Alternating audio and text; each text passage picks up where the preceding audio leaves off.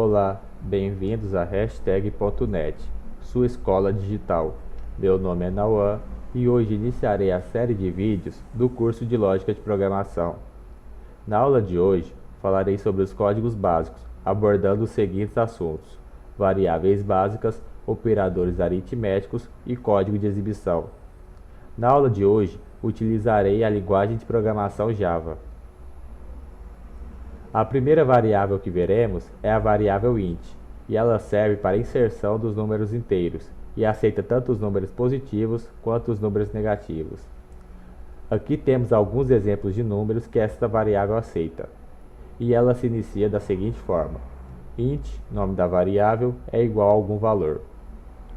A próxima variável que veremos é a variável double, e ela serve para a inserção dos números decimais, e aceita também tanto os números positivos quanto os números negativos.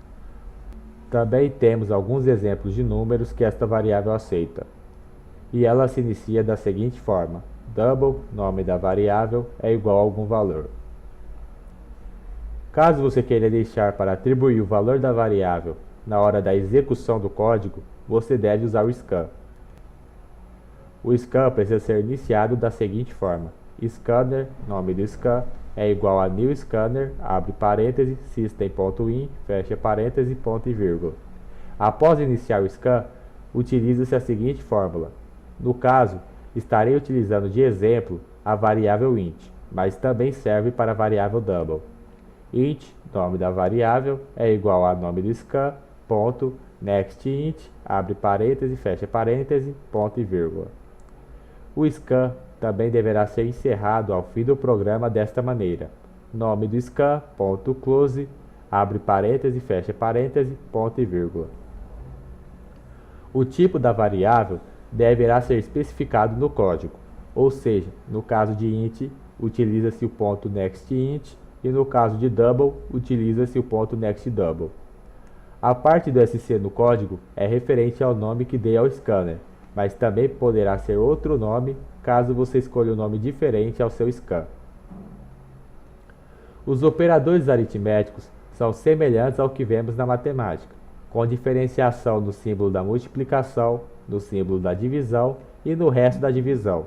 O símbolo da multiplicação na programação é o asterisco, da divisão é a barra e do resto da divisão é a porcentagem. A ordem de precedência, ou seja, a ordem de resolução, é respectivamente no grupo 1, multiplicação, divisão e resto da divisão, e no grupo 2, adição e subtração.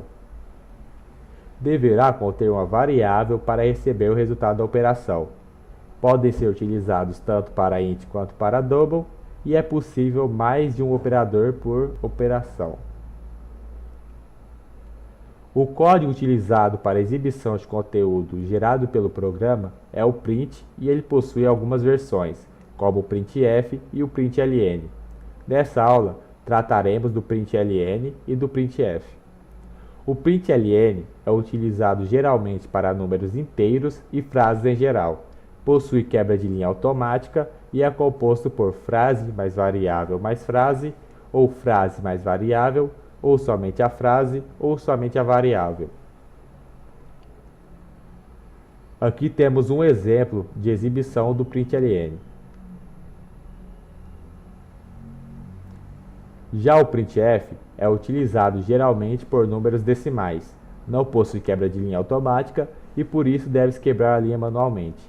Age por substituição e é composto por frase, espaço, porcentagem, ponto 2f, barra invertida n, vírgula variável, ou porcentagem, ponto 2f, barra invertida n, vírgula variável.